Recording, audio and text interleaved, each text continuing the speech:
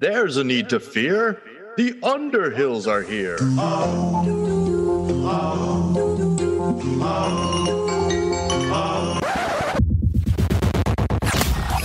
Broadcasting live and around the world. From Cabana One, the only podcast that's all ball bearings. Your ultimate source for everything Fletch. Moon River. Whew. Thank you, Doc. You ever serve time? Laker Jim and his beat reporters will stop at nothing to make sure Fletch lives forever.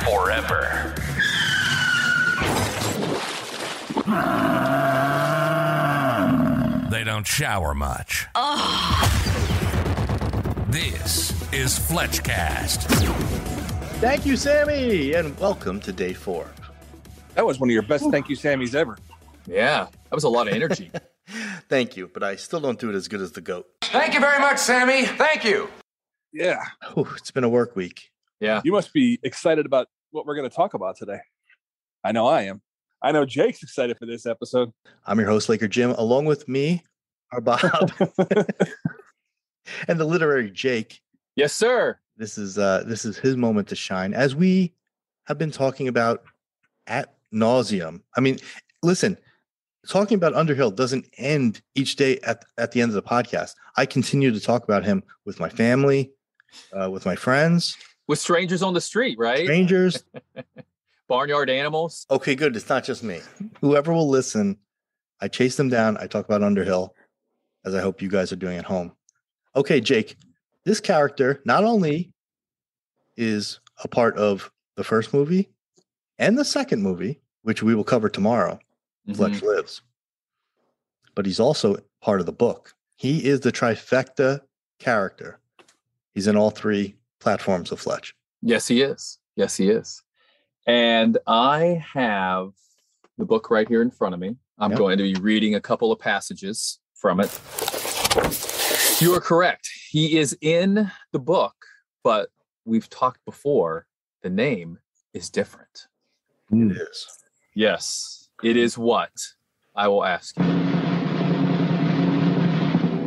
I'm Ted Underwood. That's exactly right. Mr. That's Underwood. right. Underwood. Jake, I have a question about that, Jake. I'm sure that you know, and like Jim, I'm sure you know, one of the most common typewriter brands is an Underwood, correct? Yes. Mm-hmm. What do you think the odds are that the reason Gregory McDonald gave him the name Underwood was because maybe he was scrambling for a name, looked down at his typewriter and said, "Oh, Underwood, I'll give him It's that." very possible. That's very possible. That's Very possible. That's a good theory. This was early 70s, and that's all you had back then. Oh, yeah. That's all you had in the 80s, too. And I will say this before you get started, Jake. Yeah, go ahead. In the script, he's Underhill. And many, many times in the script, it stays true to the names of the book. Mm-hmm. Yeah. Cummings, like all those characters stayed true to the book. This one is weirdly changed in the script to Underhill. Maybe they felt that Underhill was funnier. Yeah, possibly. But I don't really see it. I wonder at what point it went from Underwood to Underhill and for what reason. But that's neither here nor there. This episode, we're going to talk about the literary Underwood.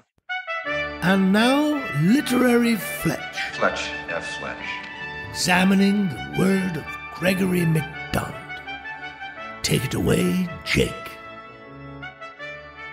Okay, so chapter 12.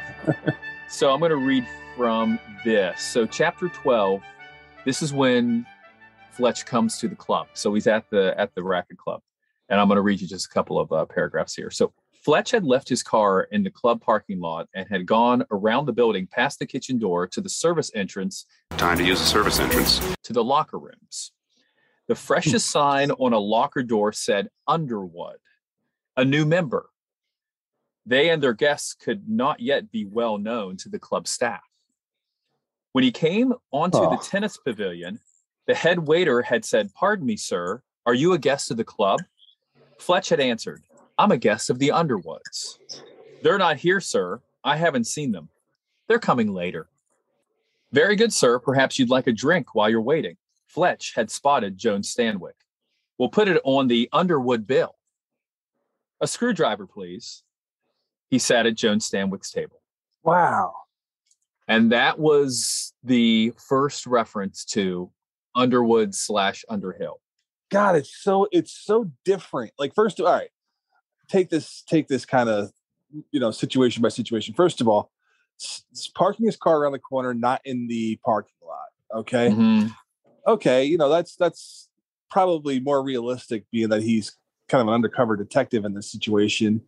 But sneaking in through the locker room, that's something that, you get that inside information that Underhill is a new member. Underwood is a new member. That is not something I ever would have expected. I would have thought that Underwood or Underhill was a legacy member that's been around in that club since he was a kid. Right. There, he knew the ins and outs. Yeah, I wouldn't think that they're like a new money kind of couple that just joined this club. Maybe they recently were thrown out of their last club for the behavior that we've seen, and they had to find a new club, and that's why they came here.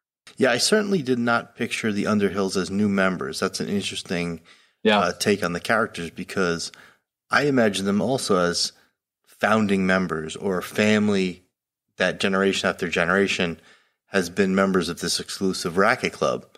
But hey, sometimes you got to wait till you're in your 50s or 60s to have enough money to finally belong. But hey, hats off to Fletch. Walking into a strange area on the fly, coming up with an idea to pick a new member, say you're with them. That's genius. But it's smart. Yeah, it's a very smart. It's a smart way to do that. Yeah. This isn't really Underwood / Underhill related, but in the next couple sentences, he talks about the line that we always use is John Cocktoaston, although here it's not John Cocktoaston, it's the world's most forgettable name, Utterlemensky, John Utterlemensky. And in the script, that's the alias that he used in the script. Yeah. So that was a Chevy ad lib. I'm John. Oh, John. Now, John who? John Cocktoastone. It's a beautiful name. Well, it's Scotch Romanian. It's an odd combination. Yeah, well, so are my parents. Yeah. Huh. That's a good ad lib. I mean, it's funnier. And he's in the furniture business in Butte, Montana. We talked about that. Right. As far as any further mentions, a couple pages later, he talks about, by the way, John, this is Joan talking. By the way, John, how did you gain entry to the racket club? I'm a guest of the Underwoods. He and I are doing a little business together. He knew my plane was not leaving until mid-afternoon, so he suggested I come over, hit a ball, and have a swim. The Underwoods? I don't know them. They must be new members. I'm sure I wouldn't know. So back up a little here. First of all, Joan being Gail. And second of all, when you said he was in the furniture business, do you mean John or Ted? Yes, John. John, okay, that's John's his cover. Backstory. Yeah, that's his backstory. He's in the furniture business from Butte, Montana. But he does know he does talk about knowing Alan as well. Oh, he does. Okay. Yes. He was one of his flyboy buddies. Yes. Okay. But that's how he got entrance into the club, and then they have the mutual relationship with Alan. So it goes from there. But that's how the Underhills / Underwoods are presented in the book. Now, since we don't have a lot of similar scenes from the book to the movies to compare, one little part that we can compare is when the head waiter approaches Fletch. So here's Dan John Miller, friend of the show, with the book version. When he had come on to the tennis pavilion, the head waiter had said, "Pardon me, sir, are you a guest of the club?" Fletch had answered, "I'm a guest of the Underwoods." "They're not here, sir. I haven't seen them." "They're coming later." "Very good, sir. Perhaps you'd like a drink while you're waiting?" Fletch had spotted Joan Stanwyck. "We'll put it on the Underwood bill. A screwdriver, please." Okay, so pretty close. You can clearly recognize the scene. Now, here's the Andrew Bergman / Chevy version as it appeared in the movie. Excuse me, senor. You are a member of the club? No, I'm not. I'm with the Underhills. They are left, senor. That's all right. They'll be back. He went out for his urinalysis. Would you like some drinks, senor, while you wait? I will put it on the Underhill's bill. Yes, very good. I'll have a Bloody Mary and a steak sandwich and a steak sandwich, please. Very good, senor. All right, so a lot of things added. No urinalysis line, no Bloody Mary, no steak sandwich, no steak sandwich. So since that dialogue did appear in the script, it was either originally there from Bergman or part of the Chevy rewrite of the script. But that was scripted dialogue, so you can see how much those guys added comedy to that just one scene in comparison to the book. Wow, interesting rewrites. Something to consider. Joan or Gail says here she doesn't know the Underwoods, Underhills. Okay, Yet later in the movie, it's like Underhill knows exactly where to find Gail Stanwyck in Cabana One, and it seems like he would have known who she was when he's screaming her name. And he's like this is Ted Underhill here. Yeah. You get the impression that they're they know each other, they know of each other at least. So interesting. Okay, I wasn't sure where you were going there, but so you're saying that the movie version of Underhill does not line up with the new revelation we just made about them being new members. Yeah. Yes. Okay, interesting. I mean, I would say then that's not canon, but canon begins with Gregory MacDonald, so we can't dismiss that point. We got to kind of start at the top and work our way down. Yeah.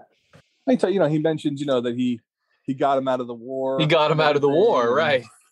So that might defunct the new member theory, but it's fun to talk about. Let's just carry back to the movie the idea that they're brand new members. Okay, Imagine being brand new members, and then all this happens.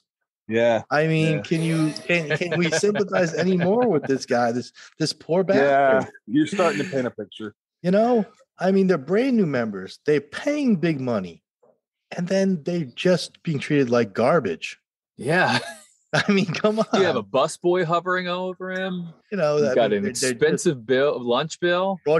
Fraud charges on their account. I mean, the staff basically takes anybody at their word about anything. Oh, the poor guy. Those are growing pains, though, of being a new member. You're not known. You don't know who your acquaintances are. You don't want to. It's actually good service to not throw Fletch out of the club because you can't prove being out there. But at the same time, you have to. I think the club's going to have to take that lunch bill on the chin if he couldn't track down Gail, and say, I'm not paying this. I don't know who the hell this guy is. Can we talk about the lunch anyway? My God, that's a hell of a lunch. Jeez Louise. That'd sit on me for days. That's definitely a Sunday kind of deal. Yes. That's so yeah, all right. You have two lobster thermidors, 2 portions of beluga. I'm sure the lobsters come with, some sort of side of pasta or something, a couple different sides. Then you have Dom Perignon, and that's a $400 lunch right there. Yeah. $1985. Yeah. Yeah. And listen, we're going to break down the bill in day 7. I mean, we have the world's top mathematicians working on this. I mean, Jake drove right down to Texas Instrument and had them take a look at this and see if they can come up with some kind of a formula so we could figure this out. It's so overwhelming. Yeah. So just a little teaser now, but we'll get into that. Yeah. Sunday is a day of rest, and you're going to need rest after we go over this bill. Absolutely. I mean, I've been adding this up. The numbers from this bill have been swirling around my head like Rain Man all week. How many characters, Jake, transcend the 2 movies and the book? Well, Fletch. We have Ted, or Underwood / Underhill. Gillette is in the book and in both movies. Yes. And I believe, and then Frank, of course, yeah. And then I believe that's it. Yeah. I mean, that's good company. It's rare company. Yeah. Right. I mean, if we're making our Mount Rushmore of Fletch characters, that puts Underhill on Mount Rushmore. He really is. I think so. Yeah. I think he's stuffed right into that little Teddy Roosevelt spot. Well, there would be 4, and that would be it. Absolutely. Well, that about wraps up day 4. And just look at this as one more layer that we've peeled from the human onion that is Ted Underhill. Yes. Day by day, layer by layer, we learn more and more. Tomorrow, Fletch lives. Blink and you miss Underhill, but he's in there. Yep. I don't know if you picked up on it. But at the beginning of this, I was like, I'm excited about this episode. I thought we were doing Fletch Lives. We were doing the book. Bob, I know you were expecting a nice Fletch Lives episode today, but maybe next time. That's a great way to close it out. See you guys tomorrow.